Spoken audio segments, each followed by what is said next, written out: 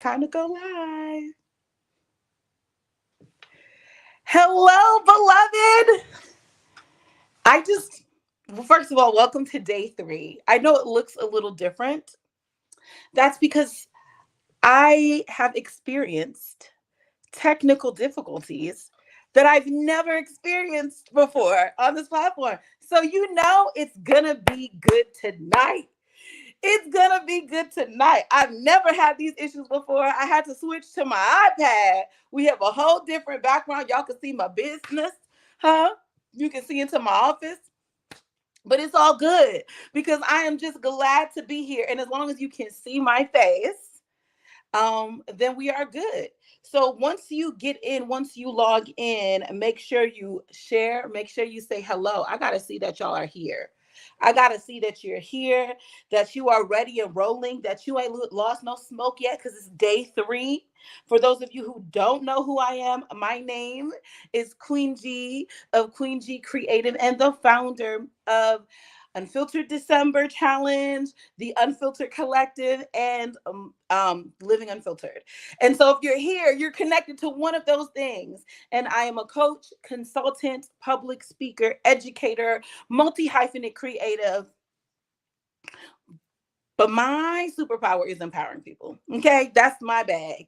Words are my thing. Empowering people is my superpower. Okay, and so we are here on day 3 of the challenge to talk to you. I don't know if you see the ticker going at the bottom, but I need to see y'all. I know we were a few minutes late because of technical difficulties. And let me tell you something. I went above and beyond to set everything up so that we would have no issues.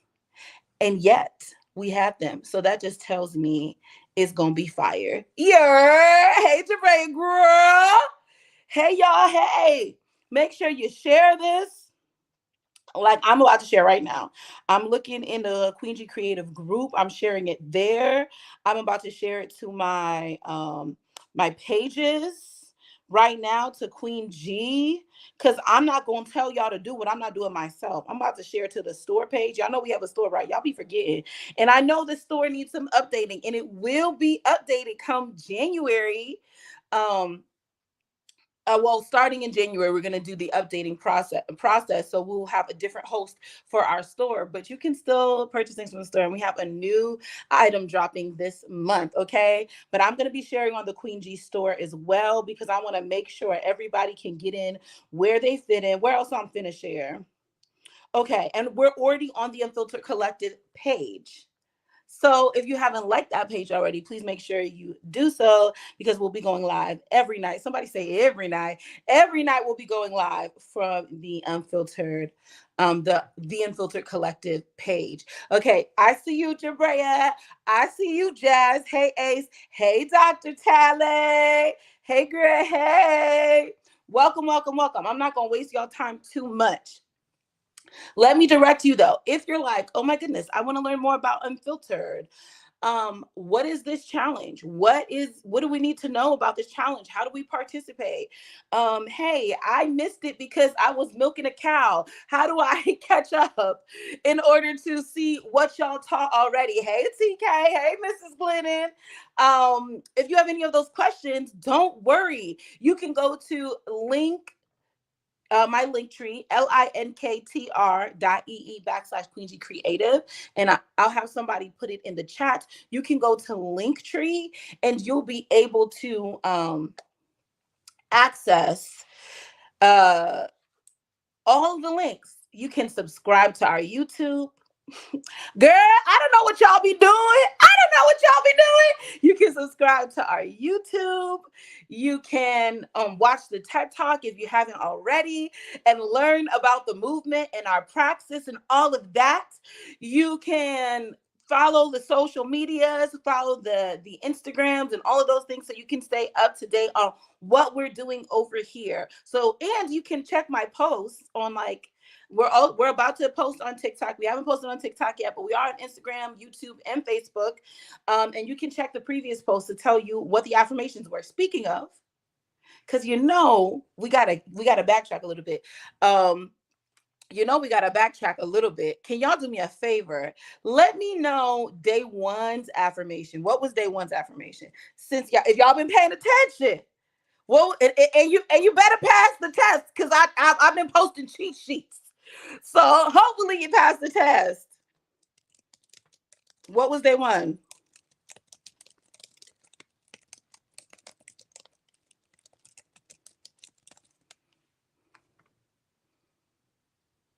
Somebody say it. Let me see if y'all. What was day one? It wasn't that long ago. It's only day three. What was day one? Let me know in the comments. Say something. Where y'all at? Let me know. What was day one? If you know it, let me know. Day one, we were launched by our very own Takesha Glidden, everyone's favorite health and life coach, right? A Kojic missionary evangelist who come with that heat and that fire. You feel me? She did day one. What was it? Let me know in the comments.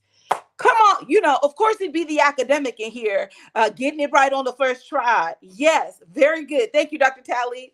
God will be glorified in all I do. My admin person in backstage, can you remove the Unfiltered December ticker, please? Because it is cutting off some of my face because I'm on my iPad instead of my laptop. That's okay.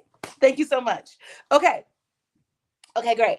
So, do y'all wait? Hold on. Y'all see how my chairs like match my t-shirt? It's like my glasses because it says vintage 1990. Okay, I just had to share that a little bit. Okay. What was day two? TK says she's not trying to give the answer since she brought it.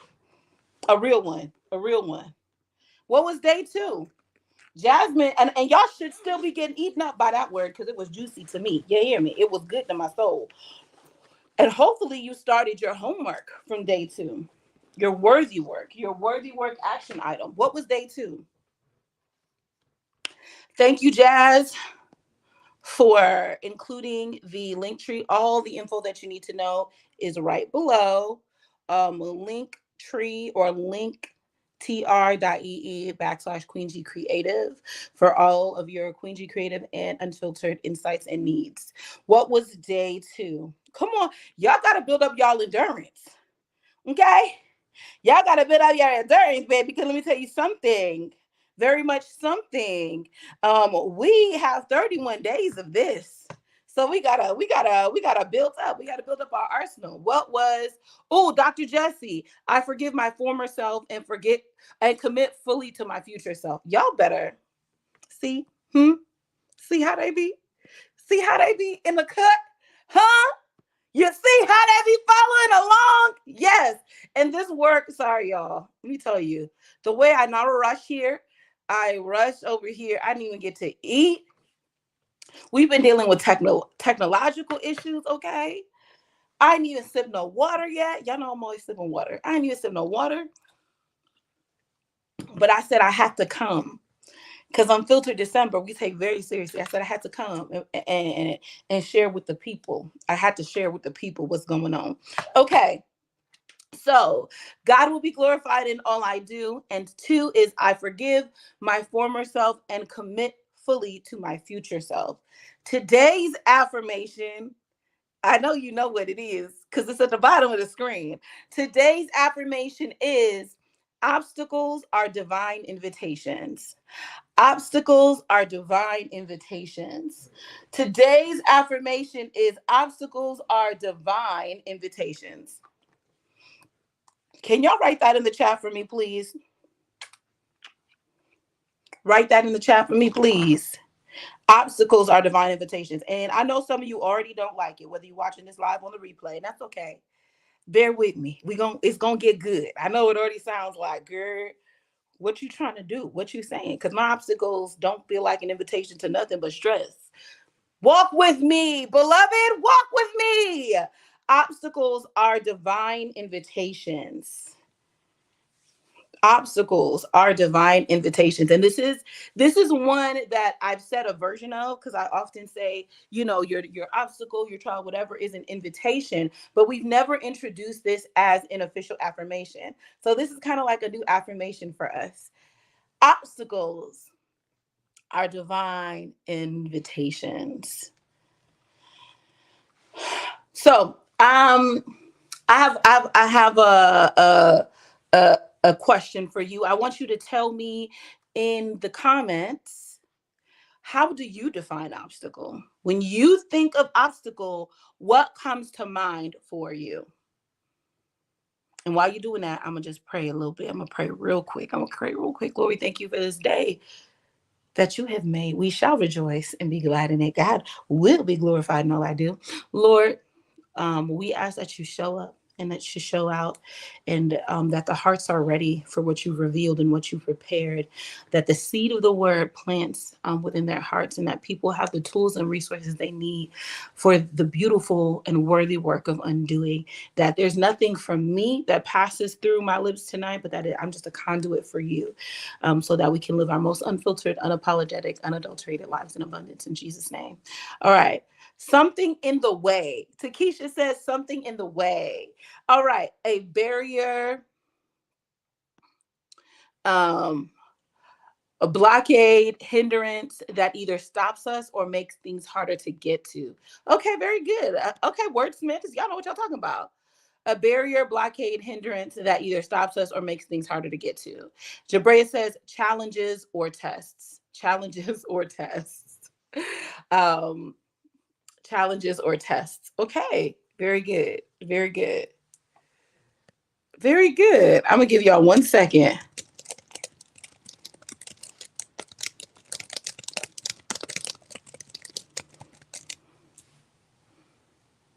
Okay. So, you know me. You know I got the definition of obstacle. You know I got the definition of obstacle. Let's pull it up. I got my handy dandy notes. Let's talk about it. So, an obstacle, y'all have it right perfectly, like Webster accurate, okay? An obstacle is something that obstructs or hinders progress to Webster. That's the natural definition.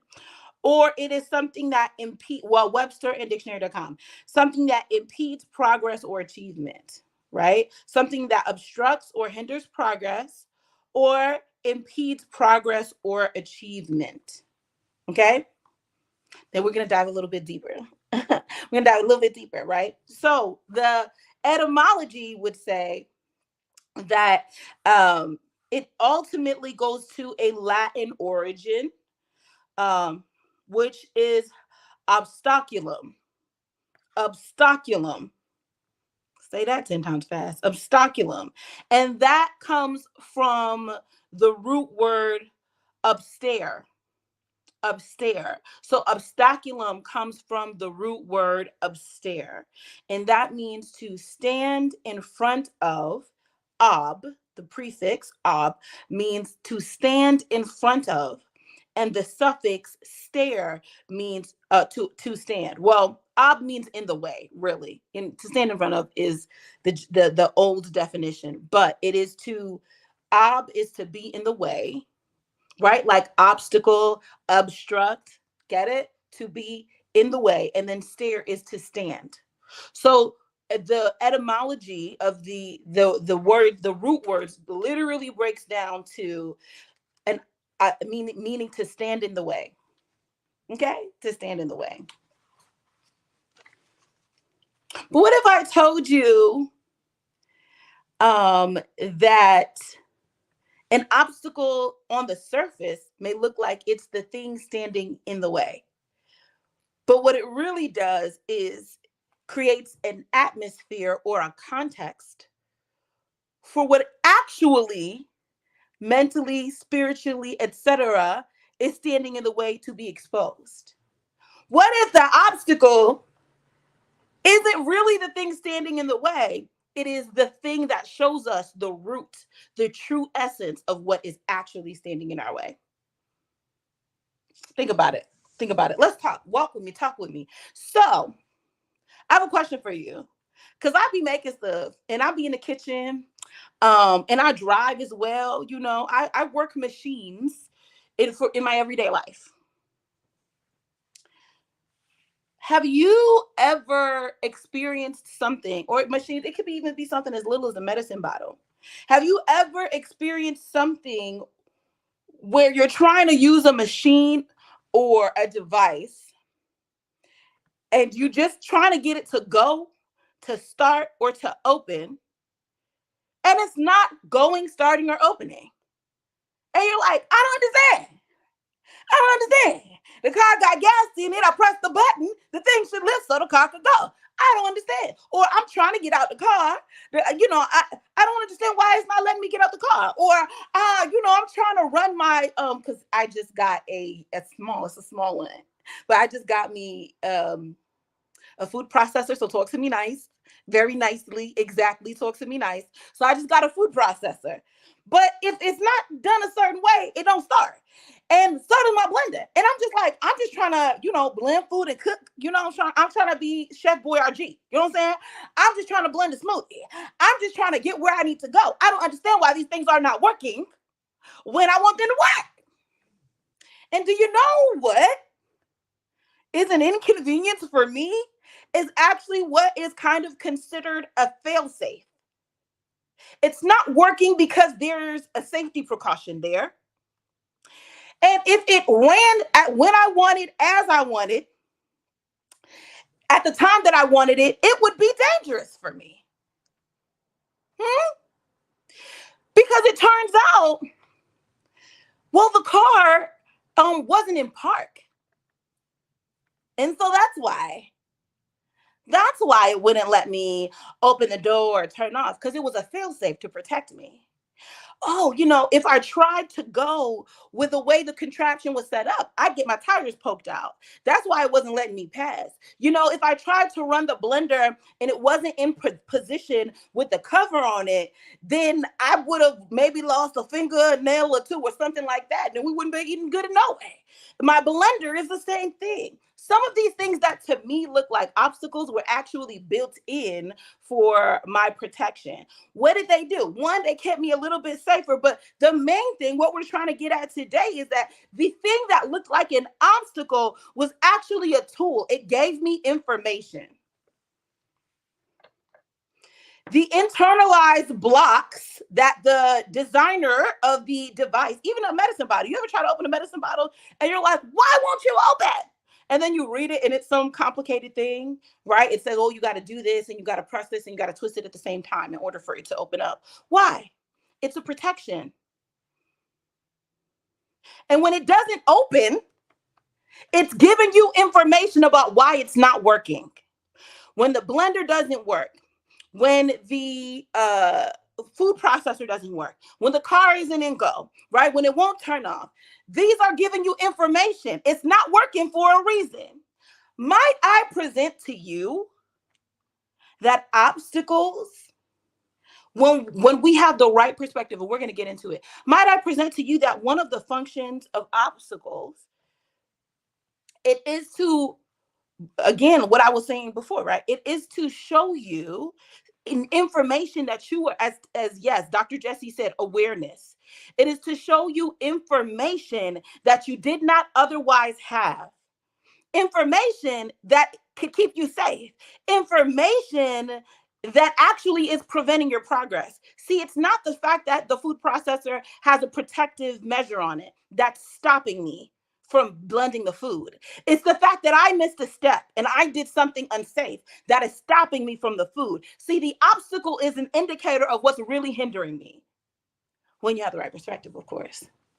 The obstacle with the car is indicating, sis, that car gonna be in somebody's lake or tireless if you're not careful. And it's not the contraption's fault. It's not even the car's fault. You were not aware that you did something unsafe. The obstacle is there to show you what is actually in the way. It is providing you with information.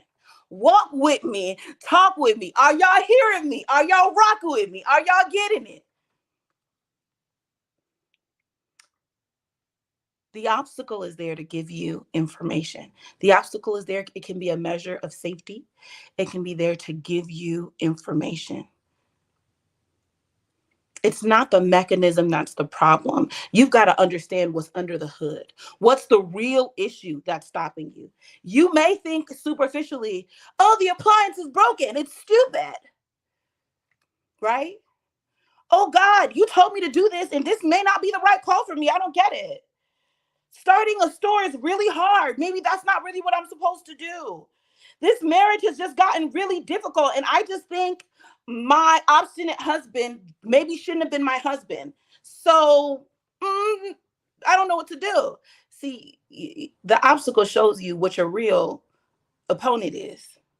It shows you what the real problem is. You think the obstacle is telling it is the problem, but that's just it's just an indicator, right? It's just an indicator that there's something wrong that's potentially unsafe.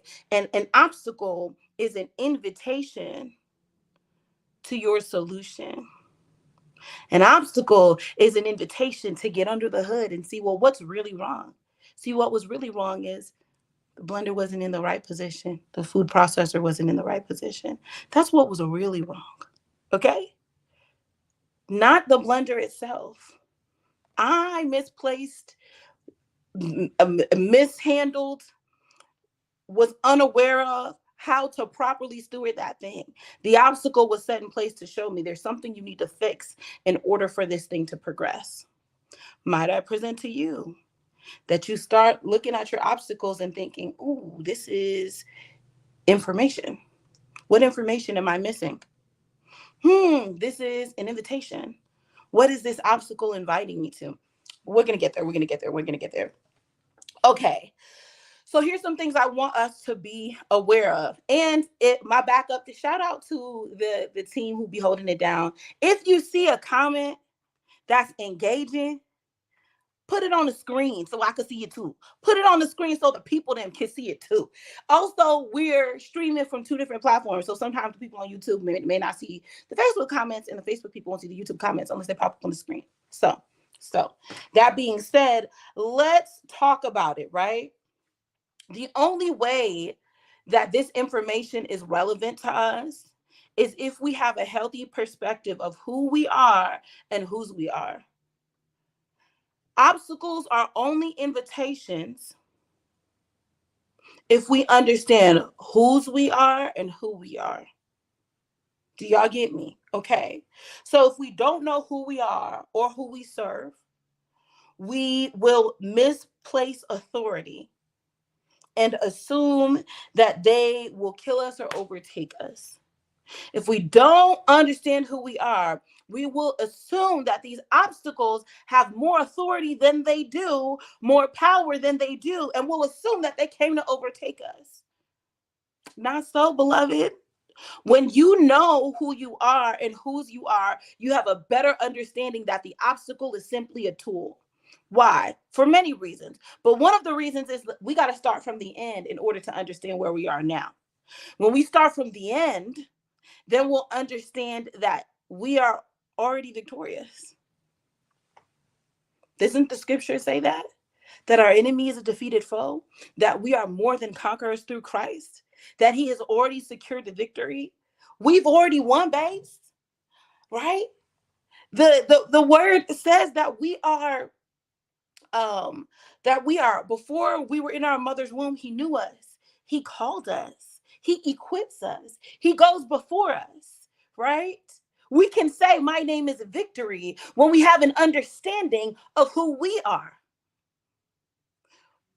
Some of the reasons why the obstacles are more consuming to us than they should be, we don't understand the intention of the obstacle from a heavenly perspective, and we don't understand who we are. When you work from the end to your present, when you go to the end and say, I already won, that means I can't lose. So then what is the purpose of this thing being here? If you know it won't kill you, even if it tries to, but you already know it can't kill you, then you have a better understanding of your authority. This thing can't overtake me.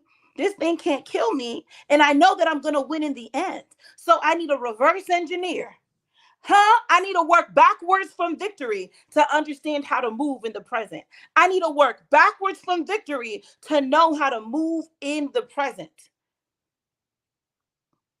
When you understand whose you are and who you are, you have a heavenly perspective of the tool that this obstacle can be.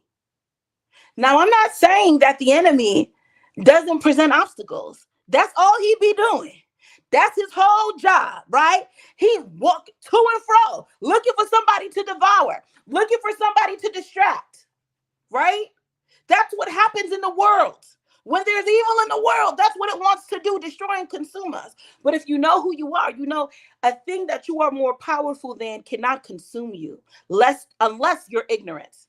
The Bible says, my people perish for a lack of knowledge, not for a lack of power, not for a lack of anointing, not for a lack of positioning. They perish for a lack of knowledge. When you don't understand the heaven's perspective of who you are and whose you are and where you are in the great scheme of victory that God has established, when you don't understand that, ignorance is the only thing that can really kill you, because you're covered under the blood. Right? You have the power to be, you can mount up on wings as eagles. You can run to the name of the Lord. That's a strong tower. You can run in and be saved, right? You have it, you have all of this power that's imbued towards you through the Heavenly Father. All this power flowing to you. Power through through your words, through your positioning, through your posture, through your identity. All of this power. The only way the obstacle can consume you, if you don't know your authority, if you don't know who you are and whose you are, if you don't know your power. See, the enemy sent the obstacle to kill you, to consume you, to destroy you. But God permits obstacles for our good. Romans 8 says all things work together for our good, and for our good and for his glory, right? All things work for the good of them that love him and that are the called according to his purpose. If you look at that same chapter, it lists out things, right? Like what can separate us from the love of God? Not even death. It goes through the list of all these things, and it says not even death can separate you from the love of God. Right? The word even says, like, nobody can take one of these little ones out of my hands. God says you are in the center of his hand. The God of the universe says you're at the center of his hand. So why would the obstacle have capacity to consume you and destroy you? It doesn't. It only can do that if you're unaware. So when you know your authority, you will not give it more credit than it's due. Do not give your obstacle, or the obstacle, I don't even say yours, because we're not owning it. It's just there. Do not give the obstacle more credit than it's due. And if you're feeling that way, like you're going to die, I felt it. Y'all don't even know. One of these future affirmations, we're going to talk a lot. If you're feeling that, there's another one of our affirmations that talks about how feelings, they're indicators. They're not facts. But you may feel like you're going to be overtaken. You may feel like you don't have a way out. You may feel like you're going to buckle. You may feel like you're going to break. You may feel like you're being consumed. That feeling is to give you an indication. It's not a fact. It's what you are feeling, but it is not a fact. The feeling is valid, but it is not a fact. If you have a heavenly perspective, then you understand it's there to give you information. In fact, the obstacle is there to work to your advantage. What the dictionary definition says, it's there to prevent you from progress, to impede progress or achievement. But when you look at it from a heavenly perspective, it can be the very thing that helps you lean into and be prepared for and equipped for progress and achievement, right? If you understand what it is, if you know it can't kill you, and you know you have more power than it, and you know the enemy may try to use it for your evil, for your demise, but God promises you that it will be worked for your good, and that you conquer it. It does not conquer you. Even if you feel differently, your posture is different. You start asking the right questions. Some of the wrong questions are like, oh God, why me? Right? Wrong question. Do you know where that kind of question comes from? It comes from a mindset that's not rooted in identity. That kind of question comes from the mindset of the enemy, right? The enemy says, yeah, it will kill you. It will consume you. Why is it you? Why would that happen to you? Look at this thing coming to kill you. You're supposed to be living in abundance, life to the full. Look at it trying to deplete you, trying to destroy you. You're supposed to be loved. Oh, didn't the girl say extravagantly loved is my identity? Didn't the Bible say that God is love and for God so loved the world? Look at you alone and lonely. Don't look like love to me. When we're in that position, when we're asking the wrong questions, I can tell. I can tell your awareness of your identity based on the kind of questions you ask. I can tell. I can perceive it. So can the enemy. So can the things of the spirit of light and things in darkness. The kinds of questions we ask indicate how we perceive ourselves and what we understand. Okay. So with an obstacle, in order to get the appropriate information, we have to move from our seat of authority. If you function as a victim to the obstacle, you're not functioning in power. So, yes, it will feel like it's consuming you. But if you move from your authority, you're now here to collect data and information. You're now a strategist seeking what information you can get in order to walk through your next season of victory, right? Our goal is to reverse engineer your strategy based on the expected end. You should be reverse engineering your strategy based on the expected end. What was promised to you? What has God promised to you? Who do you know God to be? And based on who he is, who do you know that you are? We don't hope we get there. We start there and we work backwards and say, in order to get there, what choices do I need to make now? What information is this obstacle trying to give me? Because the thing on the surface is not the problem. It's really what's beneath the surface that's the real root. The obstacle is supposed to be an indicator to help you understand what the actual root is. You may think everything is just going wrong and God's mad at you. But what if it's because of a root of bitterness? You think the obstacle is just a tough season. You think it's just um, disappointment and chaos. But what if the root of the obstacle is bitterness that's producing seeds? And the chaos and disappointment are there to say, hey, girl, hey, sir, something going on. Something is amiss. Amiss. Something's wrong. What's going on? What information do you need to know in order to overcome this thing that's impeding your progress?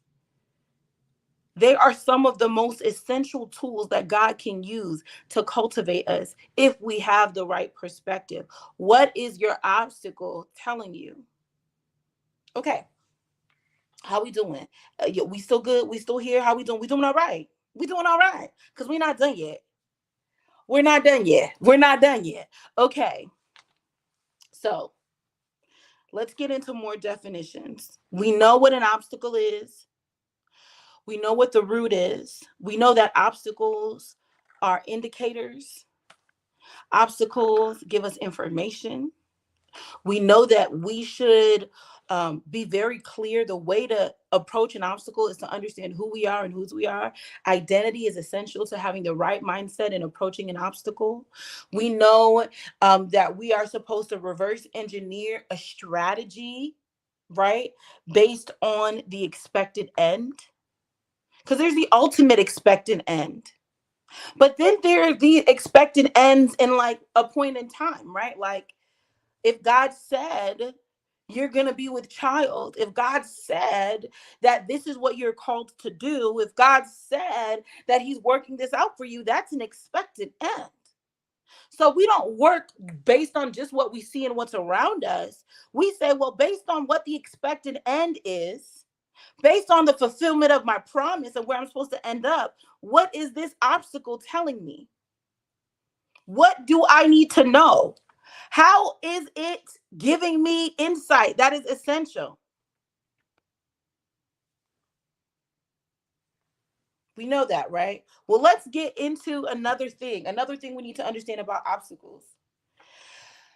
Might I present to you that obstacles in the hands of a loving God are oracles? Somebody say obstacles are oracles. Obstacles are oracles. That sounds a little crazy, don't it? And trust me, you already know how we do over here. So no, we're not talking about no weird new agey mess. There are many definitions of oracle, and don't worry, we're gonna talk about it. But obstacles are oracles. Let me see. Let's talk about it. Obstacles are oracles. I want to see it. I want to see it. Type in the comments. Obstacles are oracles. What does oracle mean? What does oracle mean?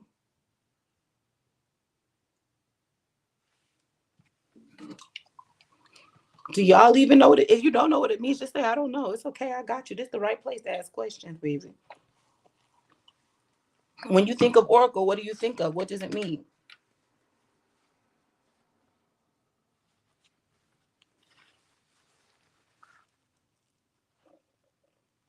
Jasmine. Someone used to speak for God.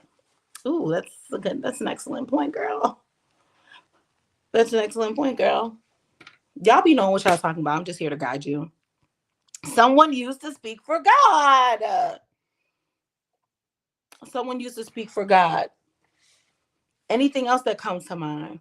Mm. Ooh. Y'all getting me excited. Ooh. Dr. Jesse said, someone giving a word. Someone used to speak for God. Someone giving a word. A speaker. Mm.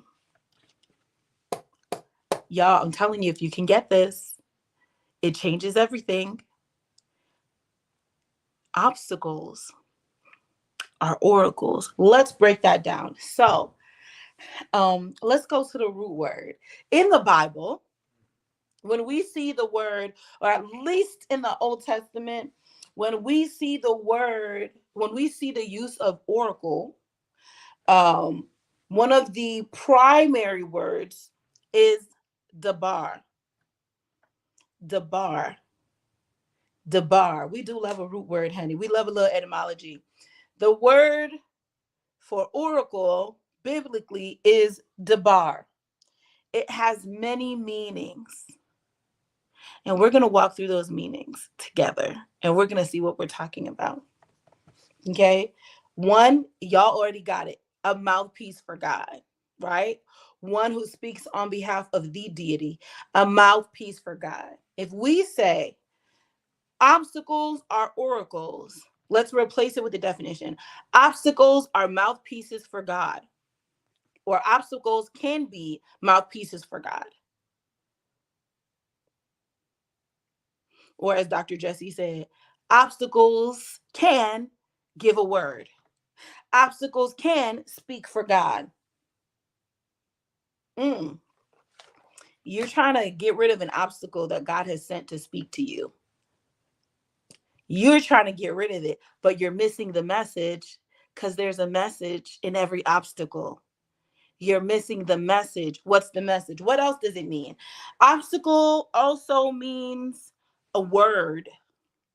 Jesse, Dr. Jesse also on it. All of y'all on it. TK, Dr. Jesse, Jazz, y'all all on it. Dr. Jesse says someone giving a word. Oracle also means a word. Your obstacle is a word. What word is your obstacle revealing to you? What is your obstacle conveying to you? It means a spoken thing. An obstacle is a spoken thing. That's a whole, we could get so deep into it. I want y'all to think about auctoritas and the authority of the written and spoken word and everything that we've gone over these past few years about auctoritas. I want you to think about auctoritas and what oracle means.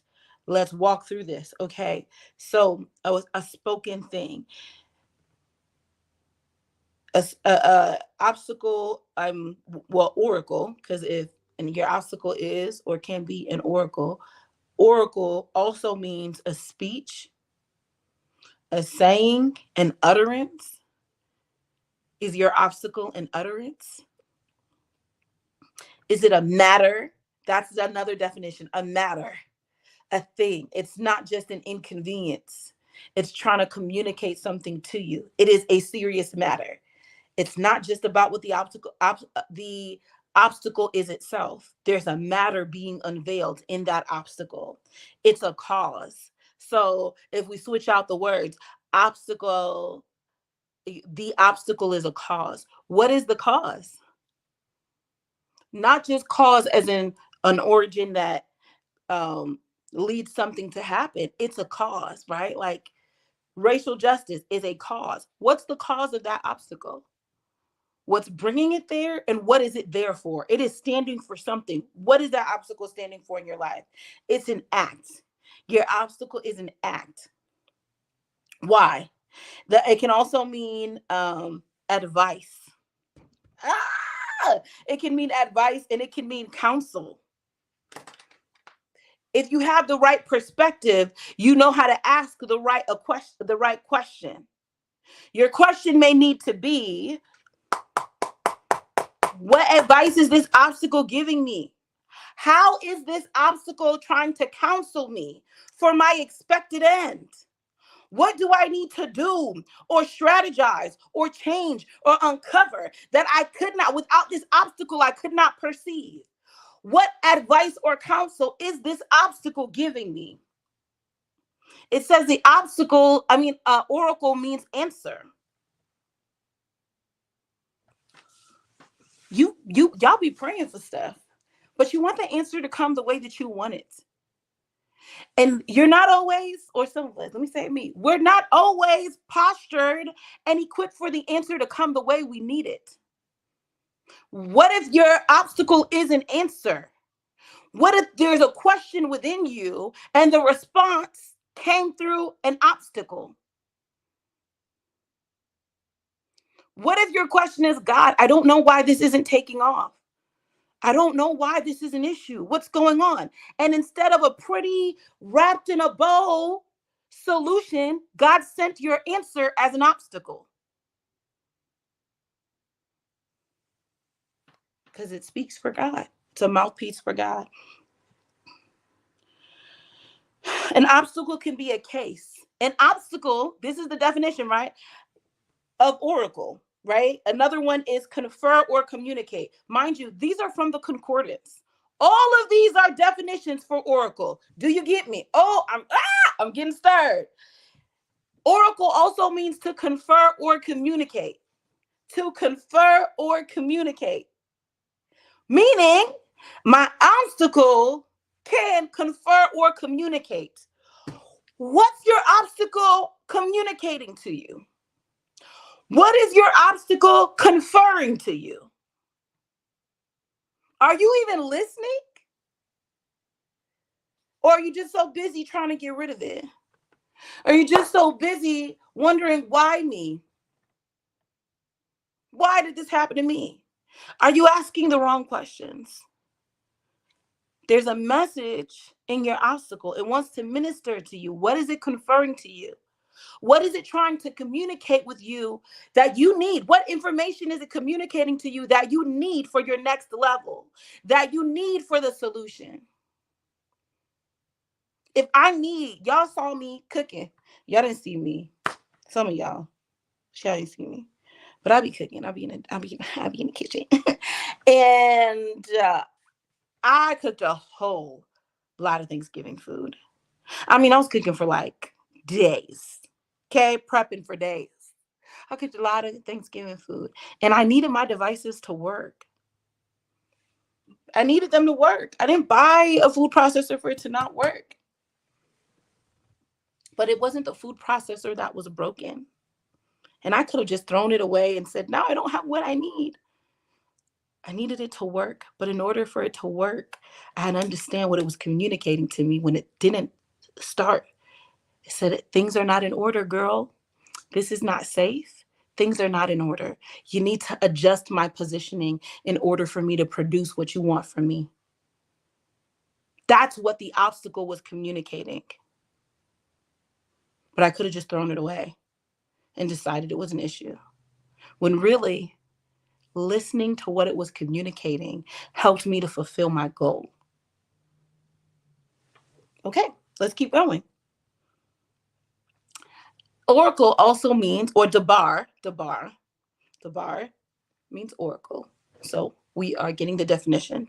Debar also means a decree. An obstacle can be a decree.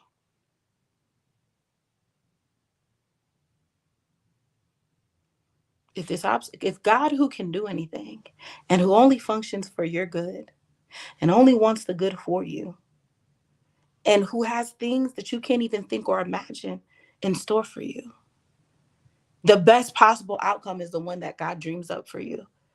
And he permits this obstacle.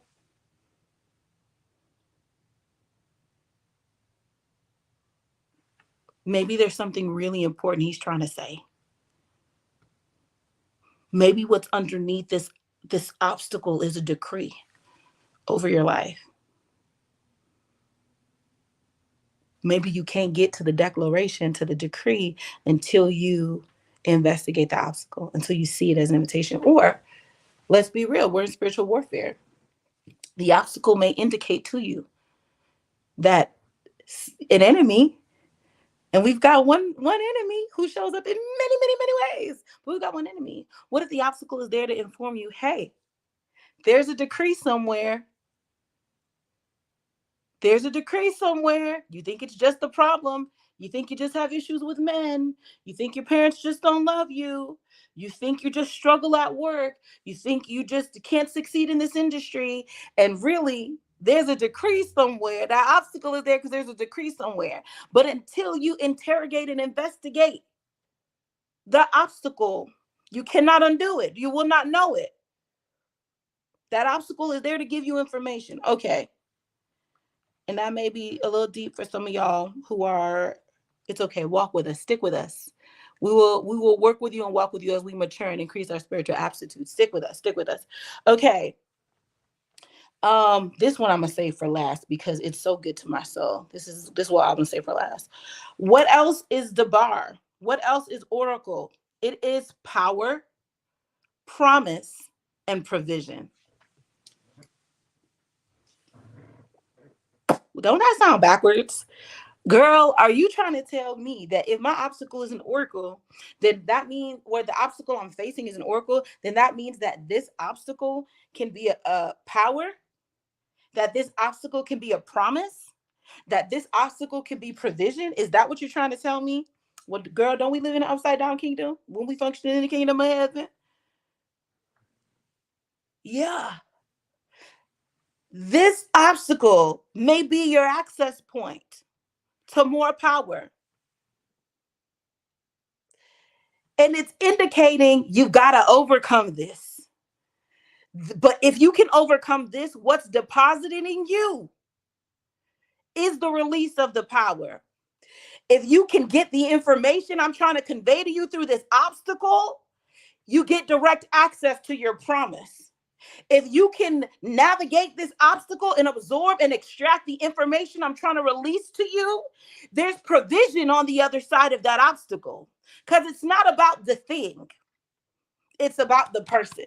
It's never about the situation. It's not about your card getting declined. It's not about the divorce itself. It's not about the failed attempt at the business. It's never about the thing itself, is it? It's about the person. Might I present to you that if your obstacle can be an oracle for God, then that obstacle can also be, it's wrapped up in its wrapped form, power, promise, and provision.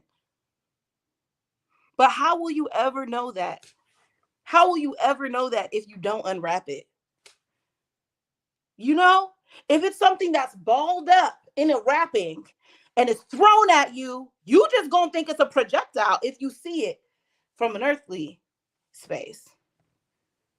Right? But if you know who you are and whose you are, if you know the end and you know the expected end and you know it's victorious and you're reverse engineering your strategy from victory, then you're going to be like, hold up, I knew you threw it at me, but what am I supposed to build with it? Oh my God. I hope y'all are getting this. I know you threw it at me, but what am I supposed to build with it? Right? You will be postured and positioned to interrogate a matter and say, what am I supposed to learn or extract from this thing? Let me unwrap it, because you threw it at me because you tried to knock my head off my shoulders, right? It was thrown at me as a projectile. But if I have the right perspective and I have the right positioning, I can take it and unwrap it and find out the very thing that looked like a projectile was really just access to the promise. It was really just access to power. It was really just access to provision. But if you don't do that processing, if you don't unwrap it and interrogate it and investigate it, you're going to be sitting there as a victim, just feeling the wound and the bruise and the pain of feeling something thrown at you. And you'll stop there and you'll miss it. Let me tell you something. Even if the enemy made it, it's not God's will that your existence would be pain and separation and suffering. It's his will that you would walk with him in the cool of the day, to be at one with him. But we know that we are in a fallen world. We know we live in oppressive systems, right? We know that. But God is so sovereign. This is why you got to know who you are and who you are. He's so sovereign that he will take that thing and say, the enemy thought he was going to knock your head off with that. But if you would pick it up and unwrap it, the very thing he was trying to prevent will be the thing he's delivered to you. But you don't know until you interrogate it, until you extract that information. What is your obstacle trying to tell you? Okay, let's keep going. We almost done. This one I love. I actually love all of them. This one I love. Did you know that when I was looking up obstacle in the Bible, and then, oracle in the Bible, I looked up obstacle, and then, of course, I looked at oracle, because that's what the Lord dropped into my spirit, that obstacles can be oracles for me. They can be oracles for the enemy too. But if you're in me, I can use it. Obstacles can be oracles. Okay. And then I looked up the bar. And one of the other definitions of the bar is purpose. And I will look, if this iPad wasn't new and I need it for work, I would throw it. If obstacles can be oracles, okay, then that means the obstacle, it can be purpose. It can convey purpose.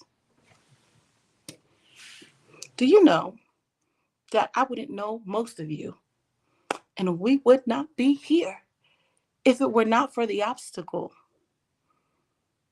The obstacle is the tool God used to birth purpose in me. Because we know my purpose, I'm going to show forth the praise of him calling me out of darkness into his marvelous light. But the way that I do that is that call on me is unique to my design. Do you know how I got to it? The obstacle. The obstacle was the oracle that showed me purpose. It was the obstacle. If I wasn't in the cave, in the dark place, I would not be postured and positioned and desperate to ask the right question and be like, God, I don't understand. What do you want from me? What's the solution to this? And he was like, get up. Get off your face. Does this align with the expected end? Does this align with who you are? I'm like, no, it doesn't. But what do you want me to do? He said, what's true? What are the lies you believe and what is true? And we're going to reverse engineer that. We're going to write some affirmations and some declarations that align with the truth of your identity and your promise. It took an obstacle to get there. Y'all see, doctor? You don't even know a lifetime of obstacles. Because titles are whatever. Like, we honor them, we respect them, but like they do not determine value. They don't determine value or worth. But it was the obstacles that birthed those things in me. It was the obstacles that communicated those things to me. It was in the crushed place that I understood the nature of God differently. It was when I was wrongfully accused and despitefully used, and when I sowed good seeds of faith and righteousness, and received a harmful or barren return, that I learned deeper things. Those were more purpose aligning than just the wins. Because here's the thing, and obstacles can also be, oracles, the bar, it can also mean a sign. It can also be a task. What's the task that God is calling you to? You think the obstacle is just there to beat you up? It has an assignment. It's your job to unveil what the assignment of the obstacle is. Right? Not just hell's assignment, heaven's assignment too. But let me tell you, this one I think might be my favorite because it ties into what I was just talking about. It ties everything together. If obstacles can be oracles, and oracle biblically is the bar, then that means it can mean commune. And this is the heart of the whole affirmation. This is really the zenith. This is really it. Commune. If obstacles can be oracles, then obstacles can be opportunities and invitations to commune with yourself, introspection, interrogation, quieting yourself to understand what's really going on. But even more than that,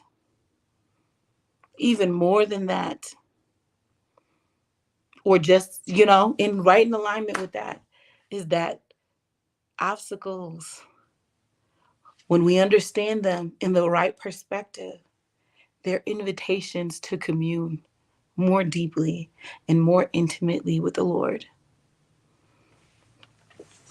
What you resent may be an invitation to know Him more deeply. What you wish simply did not exist may be the very bridge that God is using to bring you to a depth in Him that you could not conceive, fathom, encounter, or experience otherwise. Because that's what He really wants with us, right? That's why we're made. What did we talk about earlier? You want to walk with us in the cool of the day. God was able to say it's not good for a man to be alone because He was like, I don't want to be alone. I want some community.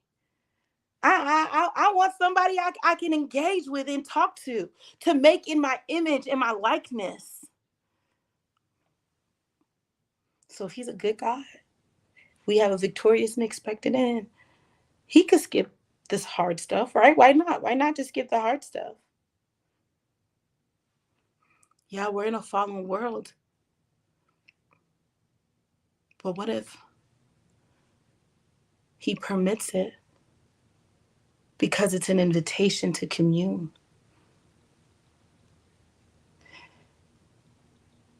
Have y'all ever been on the subway or like a boat and it gets rocky or the subway starts shaking you? Listen, I've lived in metropolitan cities a lot.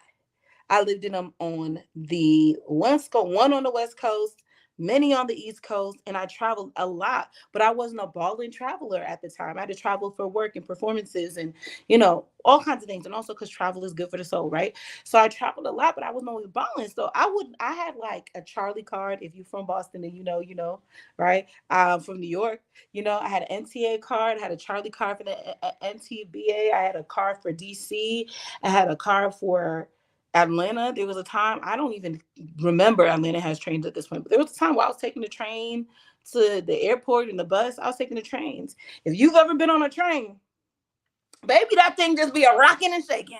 A subway just be a rocking and shaking, just moving and bouncing. And if it was a steady ride, I would just stand there. Like, especially if I had to stand, I would just stand there. But because it's not a steady ride, do you know what I end up doing? I end up clinging to the pole. Like, I cling to the structure. Because it's unsteady, I cling to the structure for steadiness, for groundedness, for balance. I cling to the structure.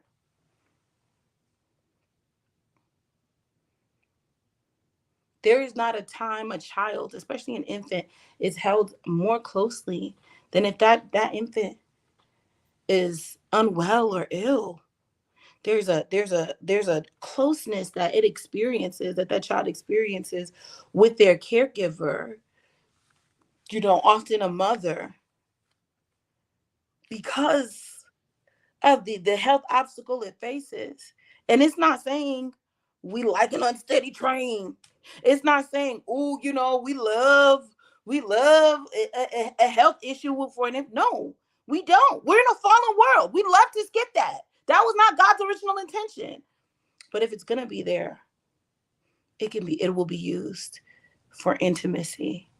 I would have never known, and I say this all the time, and I think TK quoted this the other day too, right? That what I found at rock bottom, when I thought I hit my rock bottom, I found the rock of ages. And the thing is,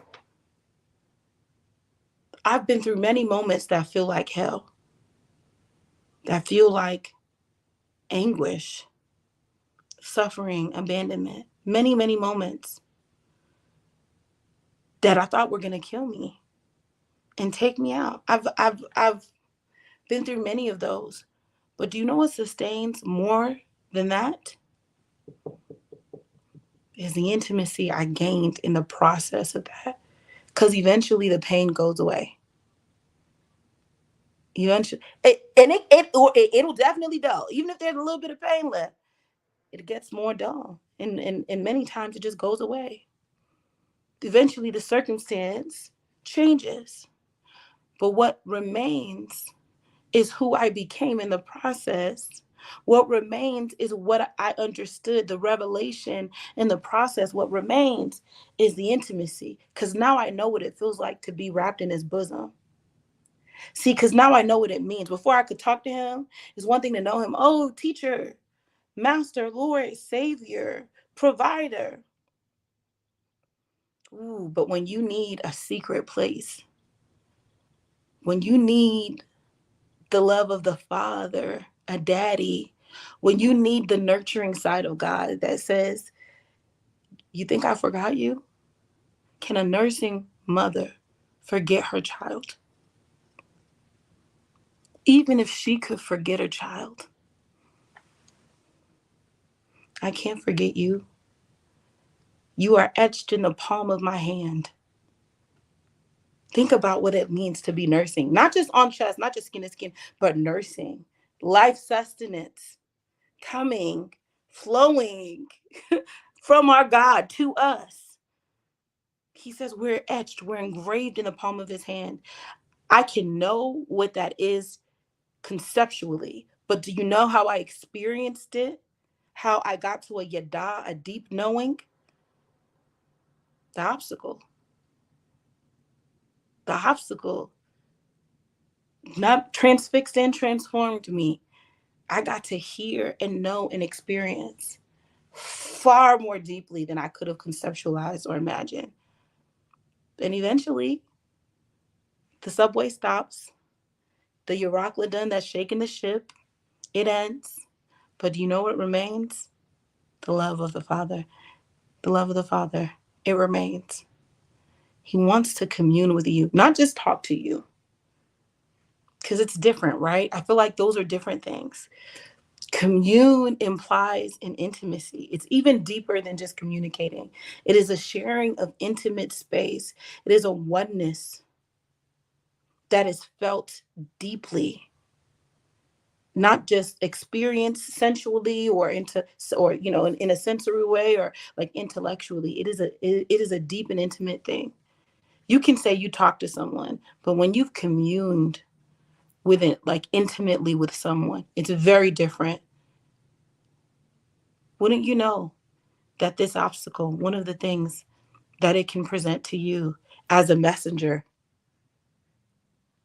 is an opportunity to commune? What opportunities to commune are we missing? What information, what answers did we skip over because they came wrapped in an obstacle? What insight, what revelation, what cause, what advice, what counsel, right? What communication, what power, what promise, what provision, what word, what spoken thing, What auctoritas could be found at the center of that obstacle? I don't have the answer to that. Only you can find the answer to that. You got to dig deep. You got to approach that obstacle from a place of identity and expectation and say, what are you trying to show me? What do I need to know? What do I need to know? I hope this was helpful to y'all today. So let's get into our worthy work homework, our worthy work, our action item for the day. So today's worthy work, we are going to, first of all, if you need to listen to this again and take notes, you should. You should. I listen again and take notes. Let me tell you, when TK taught on the first night, I listened to it like 2.5 times. And I listen to her teach all the time. There's a grace on everything that we're called to release. I listened to 2.5 times.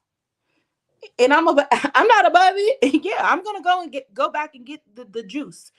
I'm gonna go back and interrogate it because I don't play about this abundance thing. I don't play about this freedom thing. I'm really trying to live in my God ordained identity. So if you got to go back and use the tools, go back and do it. But okay, so here's our homework. Sorry, that's the teacher in me. Here's our worthy work action item. Identify 3 major obstacles in your life right now. Take a second, because we about to get off. I know it's late. I'm about to let y'all go. I know it's Sunday night. I'm going to let y'all go. Don't worry, I'm going to let y'all go. But take a second. Think about them. When you think obstacle in your life, what's coming up for you right now? What's coming up? Think about it. You don't have to do it all now, but I want you to start thinking now. What immediately comes to your mind when you're like, what are obstacles in my life? Okay? Think about them. And then ask yourself, in the obstacles in my life, we're going to ask a few questions. Questions are how we get to solutions. Smart people ask questions, okay? Are there any patterns? Are there any patterns?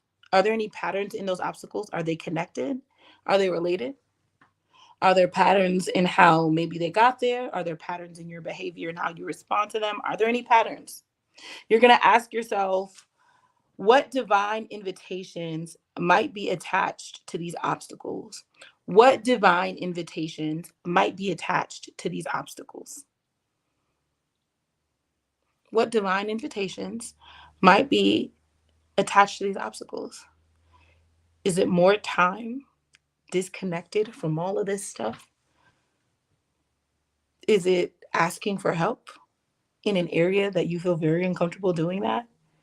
Is it inviting accountability into your life? Is it rest? Rest is an answer, like a lot of the time. Is it rest and prayer? Is it structure and is strategy?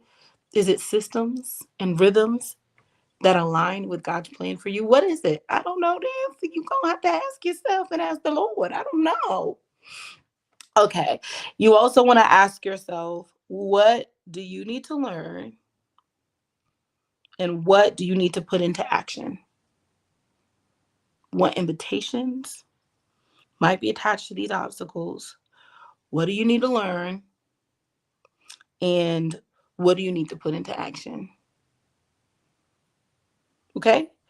And lastly, and we're only on day 3. And we're only on day 3. You thought it was all about selfies, honey. It's so much more. Find someone to hold you accountable. Find someone, not somebody who can rub your back and be like, woo, woo, woo, it's okay. You don't even have to do that.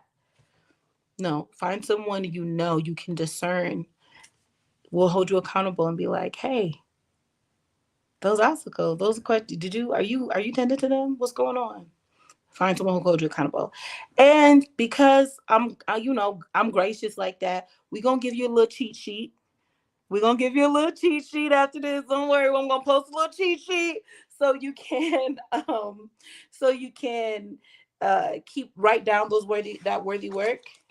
Write it down and do the work and keep it with you. Okay. And this is something that's not only good for December 3rd, 2023. This is something that you come back to. This is work that you're going to, this type of interrogating your obstacle is what you're going to do for the rest of your life. That's just how it is, baby.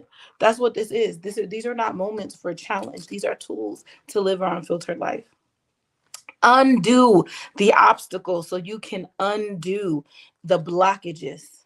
So you can undo any limitations that you perceive so that you may live and walk in your unfiltered, unapologetic, unadulterated life in abundance. Okay?